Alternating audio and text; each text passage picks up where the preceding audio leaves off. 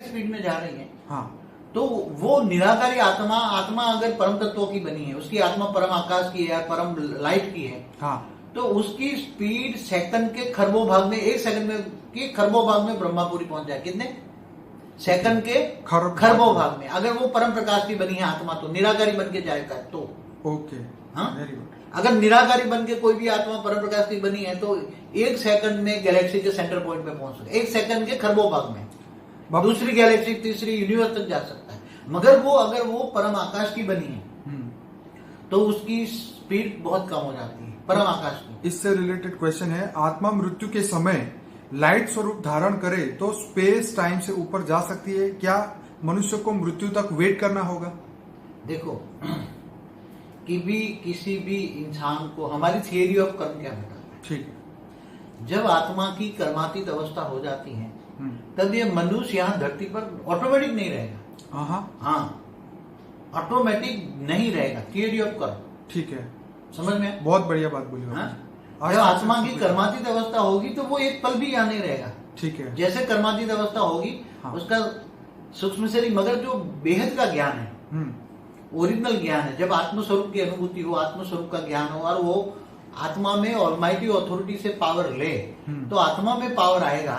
आत्मा में पावर आएगा तो उसके कारण शरीर में जो पाप और पुण्य का रिकॉर्डिंग कहाँ पड़ा है? उसकी आत्मा में होकर कारण शरीर में आया ना, कहाँ है? जो पाप और पुण्य का हिसाब किताब उसकी आत्मा में रिकॉर्डिंग है, और रिकॉर्डिंग होकर वो एक्ट कराने के लिए कारण शरीर में आया। तो कारण शरीर में अंदर परम लाइट का आ जाएगा, तो पाप और पुण्य जलकर भस्म हो गया ना, तो वो कर्मातीत हो गया, तो जलकर से भस्म हो जाती। उससे नहीं, केवल कारण शरीर नहीं। अब कारण शरीर तो कर्मातीत अवस्था हो गई, मगर उसकी आत्मा के अंदर पावर आई। ओके। और अगर ये आत्मा परम आकाश की बनी है या परम लाइट की बनी है, तो वो आत्मा के अंदर इतनी पावर आ जाएगी कि उसका परम महाकारण शरीर चार्ज हो जाएगा, परम लाइट की बॉडी बन जाएगी, परम तत्व की बॉडी। तो ये मृत्यु से पहले भी पॉसिबल है? कभी भी कोई भी आत्मा जा सकती है। गीता में यही बात भगवान ने कही थी, कृष्ण ने, मगर वो कोई समझ नहीं पाया। आज किसी को समझ ही नहीं पाया। तो कर्मयोगी बनने की बात कोई, तो मृत्यु तक वेट करने की जरूरत नहीं है, आज अभी से हम शुरू कर सकते हैं। आत्मा, देखो, आत्मा परम ज्ञानी हो, परम ज्ञान न लिखा गया किताबों में। आज हमारे जो शास्त्रों में लिखा है केवल एक ब्रह्मांड की बातें हैं। 7 लोग ऊपर के, धरती के 7 लोग नीचे, 14 लोग, 14 भुवन की कहानी है। ठीक है, ब्रह्मा विष्णु शिव शंकर की कहानी है, इससे आगे कोई कहानी नहीं है। अगर महाज्ञानी हायर डायमेंशन से, हायर लोक से, हाई गैलेक्सी, यूनिवर्स, मल्टीवर्स से आई हुई आत्मा है, तो उस आत्मा में इतनी कैपेबिलिटी है कि ज्ञान सुने, ज्ञान स्वरूप बने, आत्मस्वरूप बने, ऑलमाइटी अथॉरिटी पावर ले, तो वो आत्मा एक सेकंड में कर्मातीत बन के यहाँ रहेगी नहीं। वो कितनी दूर जाएगी पता है? हाँ, वो जहां से आई वहां जाएगी। ये सुनो पहले, तो उसमें जल्दी मत करो। ठीक है। ये आत्मा अगर हाई डायमेंशन से आई है, ये 10वां डायमेंशन तो हमारा समझो परम धाम है, जहाँ शिव निराकार रहता है, इस ब्रह्मांड का, हमारा ब्रह्मांड का 10वां डायमेंशन समझ लो। ठीक है। 8वां डायमेंशन ब्रह्मापुरी है, ठीक है। 9वां विष्णु है, 10वां शिवपुरी है, और उसके ऊपर 11वां समझ लो परम धाम। ठीक है। तो वो अगर मल्टीवर्स से आई है, तो कितना डायमेंशन हुआ उसका? वो गैलेक्सी जाएगी तो गैलेक्सी में कितने डायमेंशन हायर लेवल का होगा? उसका तो पता नहीं। एक सोलर सिस्टम की बात हुई। गैलेक्सी आकाशगंगा क्रॉस करेगी, वो आत्मा में कितनी पावर है? एक पल के अंदर गैलेक्सी क्रॉस करके, यूनिवर्स क्रॉस करके, ग्रेट यूनिवर्स क्रॉस करके, मल्टीवर्स क्रॉस, वो हमारे 100 कला के माना मल्टीवर्स के ब्रह्मांड के महापरम धाम तक पहुंच जाए। क्या बात है? हाँ, एक सेकंड के अंदर। मैं तो सेकंड ज्यादा कहता हूं, मगर सेकंड के खरब में भाग में, क्योंकि परम लाइट की स्पीड जो होती है ना, वो परम लाइट की स्पीड के सामने ये लाइट, ये जो 3 लाख किलोमीटर पर सेकंड तो कुछ नहीं है। मतलब समझो कि 300 खरब खरब खरब खरब किलोमीटर पर सेकंड हो जाए उसकी स्पीड। ओके। क्यों? क्योंकि उसकी आत्मा निराकारी बन गई, उसकी आत्मा की लाइट की स्पीड इतनी है। इसी को बीज रूप अवस्था कहेंगे। आत्मा की निराकारी स्टेज, मतलब आत्मा का शरीर नहीं है, ठीक है, उसको बीज रूप कहेंगे आत्मा का। तो मतलब आपका कहने का मतलब है कि आत्मा अगर बीज रूप अवस्था धारण करे तो सीधे वो अपने परम पिता, जहां से आई है वहां पहुंच जाएगी, अपने परम पिता के पास पहुंच जाएगी। Very good. जहां से आई वहां पहुंच जाएगी। तो आत्मा की स्पीड जो है वो जब कर्म बंधन खत्म हो गए तो स्पीड ऑटोमेटिकली बढ़नी शुरू हो जाए। जरूर बढ़ जाए। कर्म योग खत्म। कर्म योग का मतलब क्या है? कर्म बंधन को खत्म करना। राइट। अच्छा बापूजी, बीच में अब ये बताना चाहूंगा कि एक इंटरस्टेलर मूवी जो आई थी, जो कि हॉलीवुड मूवी थी, उसके अंदर भी जैसे हमारे शास्त्रों में रेवती और उसके फादर की जो बात बताई थी, हाँ। कि धरती लोक से वो अच्छा वर नहीं मिलने के कारण ब्रह्मापुरी गए और ब्रह्मापुरी पे जाके उनको बोला कि भाई मेरी बेटी को अच्छा वर नहीं मिल रहा है, तो फिर अब क्या करें। तो जब वो जितनी स्पीड ऊपर रहे, जितनी समय ऊपर रहे, तब फिर ब्रह्मा जी ने बोला तुम ऊपर तो आ गए हो, लेकिन जब जिसके लिए तुम आए हो वो तो अभी मतलब लाखों साल बीत चुके हैं, 4 युग बीत गए हैं। और तब जाके जो कृष्ण के भाई बलराम, 43,20,000। हाँ, तो फिर कृष्ण के भाई बलराम अभी आने वाले हैं धरती पे, तो आप अभी जाओ नीचे और उनके साथ तुम्हारी शादी होगी। तो यहाँ ये तो बात है इंटरस्टेलर जैसी घटना, लेकिन उनके कर्मों का क्या हुआ ये थोड़ा सा बता दीजिए। देखो मैं बताऊं कि जैसे 4 युग तक ब्रह्मापुरी में रहे, ठीक है, रेती और इनके पिताजी ब्रह्मापुरी में रहे, ठीक है, तो वहां जो उसके कर्म बंधन थे उनके साथ, दोनों के साथ जो 4 युग में जो कर्म उनके सामने आने वाले थे, हाँ, वो समय में नहीं रहे, तो कर्म बंधन तो उसके सामने आया नहीं ना। हाँ, नहीं आए, कर्म बंधन नहीं आया, नहीं आया। तो इतने टाइम तक वो कर्म बंधन से छूट गए। अच्छा, इतने समय के लिए सुपर। अभी पहले ऐसे ऋषि मुनि होते थे, जब उसको लगता है कि मेरे कर्म बंधन आने वाले हैं, हाँ, तो स्थूल शरीर यहाँ है और उसका सूक्ष्म शरीर निकाल के वो दूसरे लोग के तीसरे लोग में चले जाते थे, ठीक है, तो कर्म बंधन टल जाता था। यहाँ कर्म बंधन जब आने का समय होता वो उसको पता था, वो योगी पुरुष थे, राइट। तो सूक्ष्म शरीर निकाल के ऊपर के लोगों में चले जाते थे। बाद में जब वो कर्म बंधन चला जाए, बाद में आ जाते थे।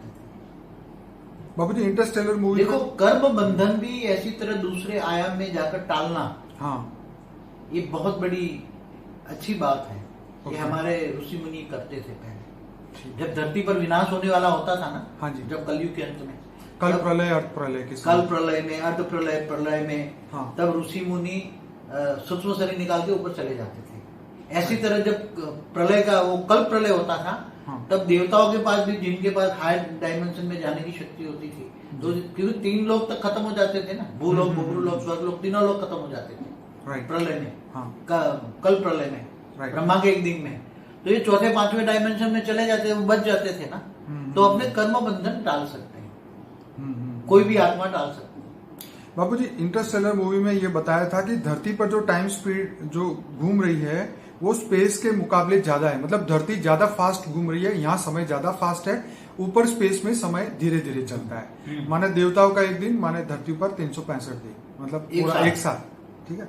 तो ये बात भी इंटरस्टेलर मूवी बताई थी। अब साइंटिस्ट भी कह सकते हैं कि ग्रेविटी कैन बेंड टाइम, अब ग्रेविटी जो है वो टाइम को बेंड कर सकते हैं। देखो, आप बताओ। जैसे स्थूल धरती है, तो स्थूल धरती की ग्रेविटी में कितना पावर है? स्थूल धरती की ग्रेविटी में कितना पावर है? ज्यादा से ज्यादा 200 किलोमीटर तक उसकी ग्रेविटी पावर है ना, ज्यादा से ज्यादा, ठीक है। और आप दूसरे लोक में जाओ तो 1 लाख योजन, मगर कई, मतलब समझो कम से कम 10 लाख किलोमीटर, ठीक है। तो वहां दूसरे लोक की ग्रेविटी 10 लाख किलोमीटर की ग्रेविटी है, मगर वो किससे क्रिएट हुई? वहां दूसरे लोक का जो राजा होता है उसका, जैसे तीसरे लोक का राजा इंद्र है, देवताओं का राजा इंद्र है, ठीक है। तो इंद्र के पास इतना पावर होता है कि पूरा एक लेयर्स होता है, ठीक है। और देवताओं के पास भी इतना पावर होता है, हर कोई आत्मा में पास इतना पावर होता है, एक पूरा लेयर्स बनता है, ठीक है। लेयर्स को हम लोक कहेंगे, ठीक है। उसको डायमेंशन कहते हैं, ठीक है। तो उसकी ग्रेविटी, तो धरती की ग्रेविटी से वहां की ग्रेविटी कितने टाइम्स है? 365 गुनी ज्यादा है, तो वहां एक दिन है, ठीक है। ग्रेविटी से ही समय चलता है, समझ में आया? ठीक है। मगर ग्रेविटी किन से आधार से चलती है? उसके क्रिएटर, उसके क्रिएटर स्थूल में है, ठीक है। अगर स्थूल में है, जैसे मनुष्य स्थूल में है, हाँ, तो उसकी ग्रेविटी स्थूल में हो गई।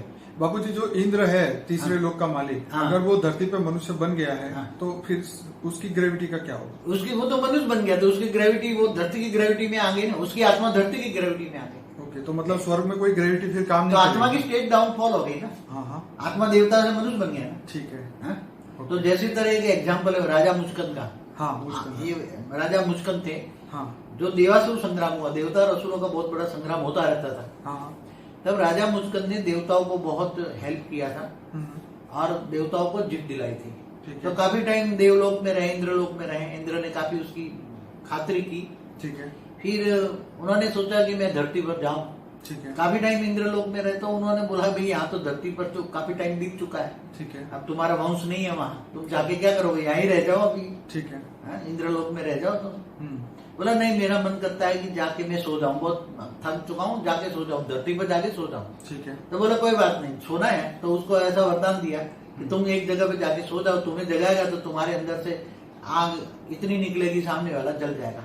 तो काल यवन को उसने जब किसी ने जगाया, वो कृष्ण अवतार में जब कृष्ण भाग रहे थे जरासंध के साथ काल यवन मिला हुआ था ना, दोस्त था उसका। ठीक है। तो जब वो कृष्ण को उससे बचना था, क्योंकि काल यवन को महादेव का वरदान था कि वो न अस्त्र शस्त्र से मर सकता है, राइट, इसलिए वो भगवान कृष्ण जानते थे, इसलिए अपनी पछेड़ी जो है क्या बोलते हैं उसको, उस पर लेटा दी, उसको ढक दिया उसको।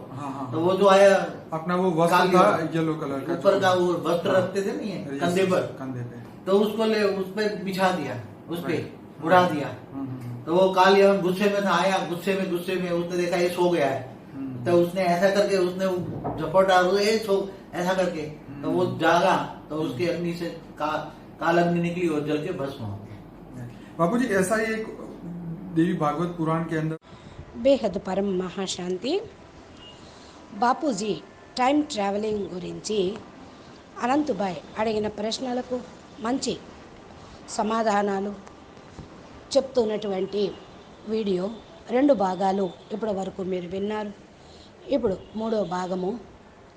బాపూజీ ఆత్మ స్పీడ్ ఎంత ఉంటుందో జర్నీ కూడా ఆత్మ పవర్ని బట్టి స్పీడ్గా ప్రయాణం చేస్తూ ఉంటుంది అని చెప్పడం జరుగుతూ ఉంది. అనంతబాయి అడుగుతూ ఉన్నారు, ఆత్మ లోపల పవర్ ఉంటే పవర్ని బట్టి స్పీడు నిర్ణయించబడుతుంది అని అడుగుతున్నారు. ఇక బాపూజీ చెప్తున్నారు, నిరాకారి స్పీడ్లో వెళ్తూ ఉంటుందనుకోండి ఆత్మ, నిరాకారి ఆత్మ పరమ తత్వాలుగా శరీరముతోటి ఆత్మ పరం లైట్ తోటి తయారై ఉంటుంది.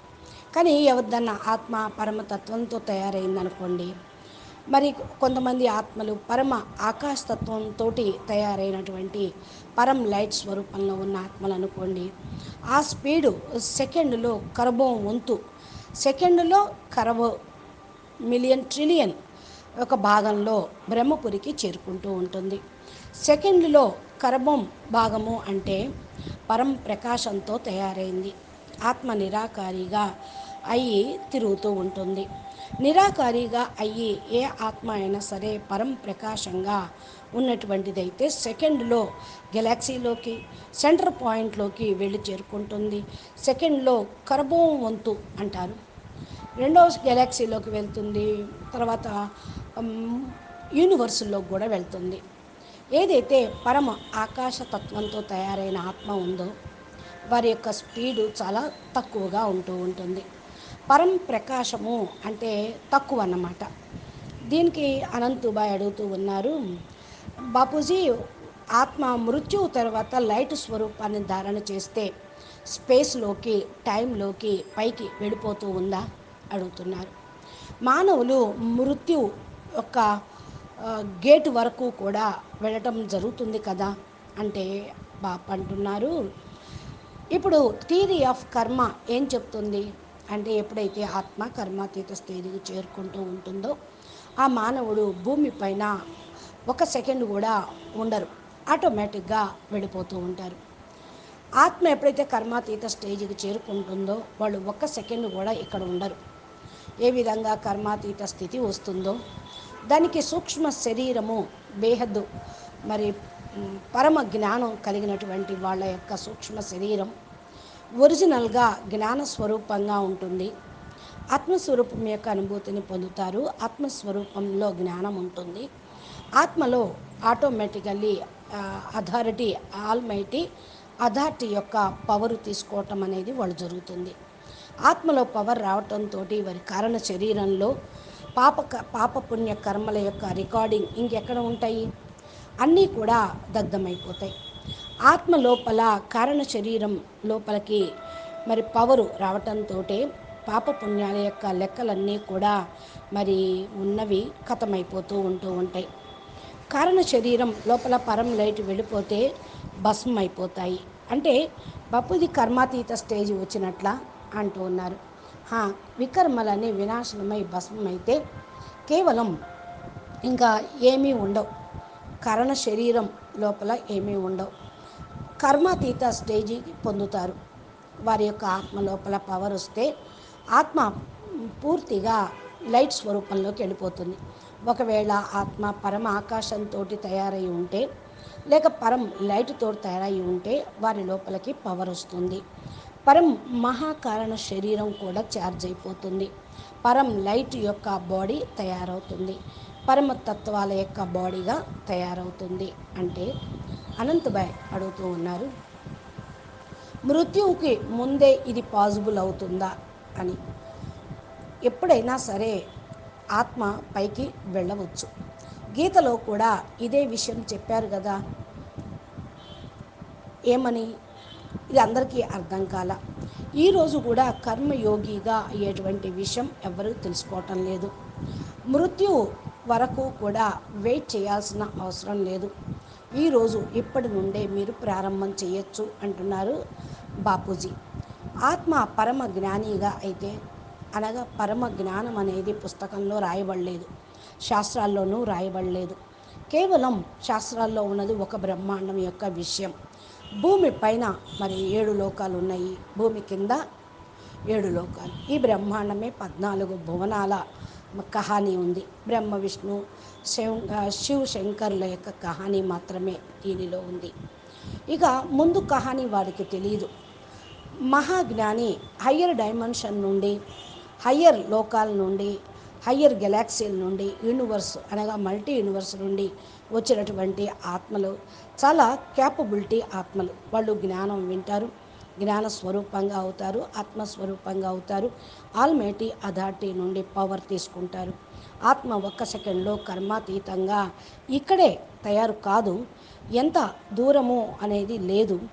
ఎక్కడి నుండి అయితే వచ్చామో అక్కడికి వెళ్ళాలి అనేటువంటి వాళ్ళకు విషయం తెలిసినప్పుడు త్వరగా వాళ్ళు పరివర్తన అవుతూ ఉంటారు. ఆత్మ హయ్యర్ డైమెన్షన్ నుండి వచ్చినవైతే, అనగా 10వ డైమెన్షన్ అనుకోండి, అది మన పరంధామం. అక్కడ శివుడు నిరాకారుడు ఉంటాడు. ఈ బ్రహ్మాండాన్నిగా అంటే మన బ్రహ్మాండంలో 10వ డైమెన్షను మరి శివుడిది, 8వ డైమెన్షన్ బ్రహ్మపురి, 9వ డైమెన్షన్ విష్ణుపురి, 10వ డైమెన్షన్ మరి శివపురి.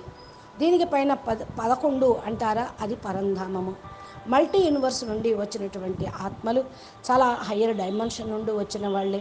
గెలాక్సీ నుండి వచ్చిన వాళ్ళు ఎక్కువ అన్నట్టే. గెలాక్సీలో ఎన్ని డైమెన్షన్లు ఉంటాయి? అవి కూడా హై లెవెల్లో ఉన్నట్టే కదా. సోలార్ సిస్టంలో అయితే ఇంతవరకే ఉంటుంది. అనగా మరి హయ్యర్ డైమెన్షన్ నుండి వచ్చిన వాళ్ళు ఆకాశ గంగా సోలార్ సిస్టమ్ను క్రాస్ చేయగలరు. ఆత్మ లోపల ఎంత పవర్ అయితే ఉంటుందో వారి లోపల ఎనర్జీని బట్టి ఇంకా గెలాక్సీని క్రాస్ చేస్తారు, యూనివర్స్ని క్రాస్ చేస్తారు, గ్రేట్ యూనివర్స్ని క్రాస్ చేస్తారు, మల్టీ యూనివర్స్ని క్రాస్ చేస్తారు.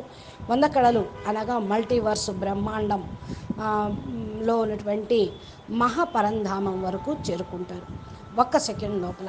ఇదే నేను సెకండ్ అనే విషయము చెప్తూ ఉన్నాను. ఇది అంటే సెకండ్లో కరబో వంతు పరం లైట్ పవర్ స్పీడ్ తోటి వెళ్ళిపోతారు. పరం లైట్ స్పీడు దగ్గరగా ఎంత ఉంటుందో వీళ్ళెవరూ కొలవలేరు. ఈ బ్రహ్మాండం యొక్క కాంతి కిరణము భూమి మీద పడేది ఇక 3 లక్షల కిలోమీటర్ల ప్రయాణం చేసని కాంతి వేగాన్ని గుర్తిస్తున్నారు. అది పరమ కాంతి, పరం లైట్. అది 300 కరబ్ కిలోమీటర్స్ పర్ సెకండ్ అని అనాలి. అంత స్పీడు ఉంటుంది. ఎందుకంటే ఆత్మ నిరాకారిగా అయినప్పుడు ఆత్మ లైట్ స్పీడును అందుకుంటూ ఉంటుంది. అంటే అనంత బాయ్ అడుగుతున్నారు, బీజరూపీ స్టేజ్ అనొచ్చా దీన్ని అని. ఆత్మ నిరాకారి స్టేజ్ అంటే ఆత్మకు శరీరం అనేది ఉండదు. బీజరూపీ స్టేజీ ఆత్మ అది. తర్వాత అంటే దీని యొక్క అర్థం ఆత్మ బీజరూపీ స్థితిని ధారణ చేస్తే సీదా తమ పరంపిత దగ్గరికి వెళ్ళిపోతారు అనేనా బాపూజీ అంటూ ఉన్నారు. ఎక్కడి నుండి అయితే వచ్చారో ఆ ఆత్మ అక్కడికి వెళ్తుంది, పరంపిత దగ్గరికి చేరుకుంటుంది అంటున్నారు బాపూజీ.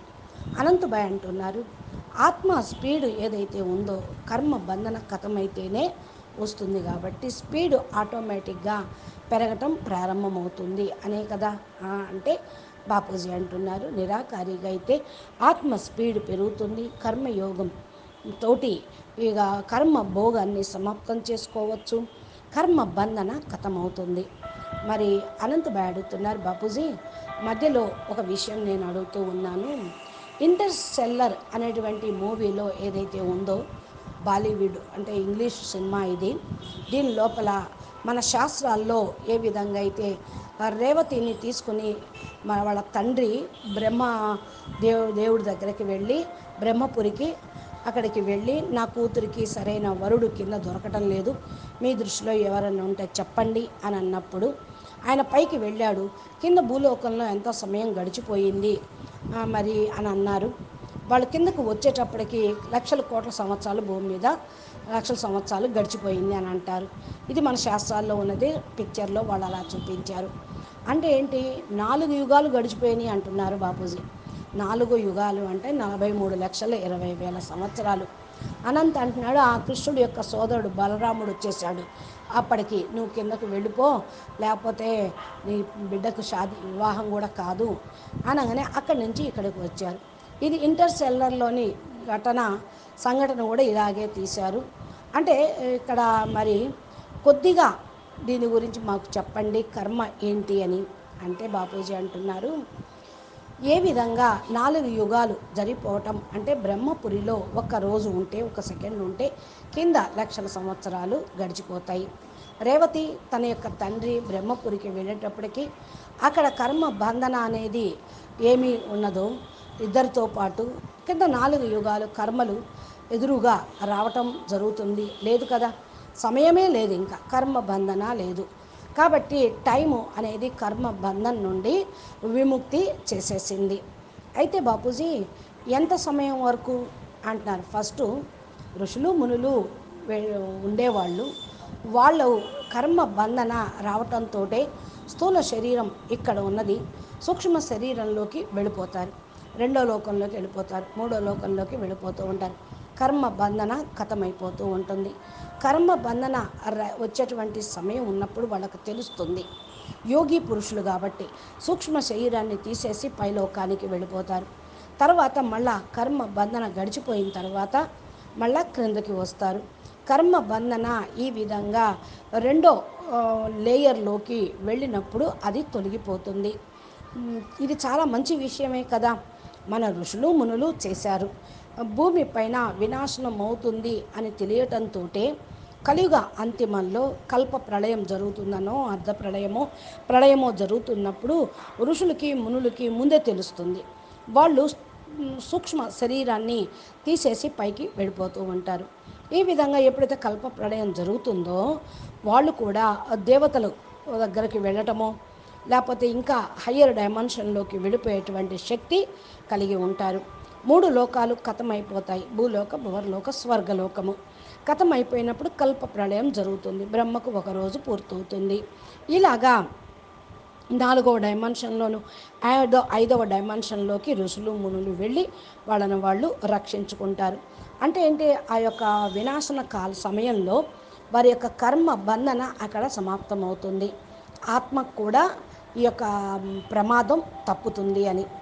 అయితే బాపూజీ ఇక్కడ మరి ఏదైతే ఇంటర్స్టెల్లర్ అనే మూవీలో కూడా చెప్పడం జరిగింది, భూమి మీద ఏదైతే టైం స్పీడ్ తిరుగుతూ ఉందో అది స్పేస్లోకి పోలిస్తే చాలా తక్కువగా ఉంటుంది.